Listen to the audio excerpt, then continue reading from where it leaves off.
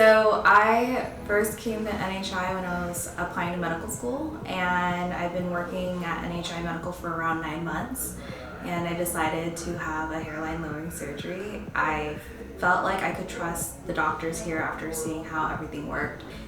Talking to Dr. Pak and getting to know him over the 9 months before my surgery, I felt like I could really trust him. I saw how caring Dr. Pak was with his patients, and just his overall artistic ability and his ability to relate to patients, and I think that's really special.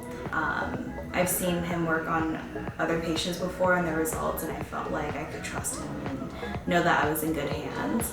And I feel like after working for a couple doctors, I see how many doctors lack the ability to connect with their patients, and I can tell, like, you know, when he's asking questions to like all our patients that I've met, at least, he actually genuinely cares and he remembers the details about each patient, and I think that's special. Like, you wouldn't meet any doctor who, you know, bothers to take the time, like for most practices now, just treat you as like a number on the list. And I think he takes the time to get to know the patient, and that's really special.